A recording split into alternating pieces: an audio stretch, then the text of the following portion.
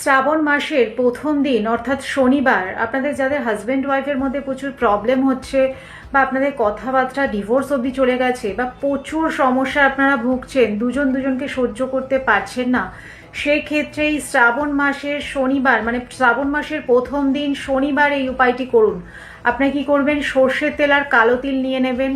শনিবার কিন্তু সর্ষের তেল বা কালো তিল কোনো মতেই কিনবেন না। আপনারা যদি ঘরে থাকে তো খুবই ভালো, না থাকলে আগের দিন কিনে নেবেন। কিনে সর্ষের তেল আর কালো তিল মহাদেবকে এই শ্রাবণ মাসের প্রথম শনিবার, যে প্রথম দিন শনিবার পড়েছে সেদিন অর্পণ করুন।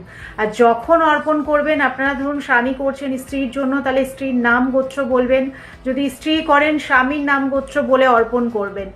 এই উপায়টি করুন, 3 বার বলুন, নিজের মনের ইচ্ছা জানান। আপনাদের যাদের স্বামী স্ত্রীর মধ্যে দীর্ঘদিন ধরে নানা রকম প্রবলেম হচ্ছে বা ঝগড়াঝাটি হচ্ছে বা কোনো তৃতীয় ব্যক্তি আপনাদের মধ্যে চলে এসছে, যে কোনো কারণেই আপনারা প্রবলেম ফেস করছেন না কেন, শ্রাবণ মাসের প্রথম দিন শনিবার দিন যদি এই উপায়টি করতে পারেন, আপনারা কিন্তু সেই সব জায়গা থেকে বেরিয়ে আসতে পারবেন। খুব ভালো হবে, আপনাদের সংসারের শান্তি বজায় থাকবে।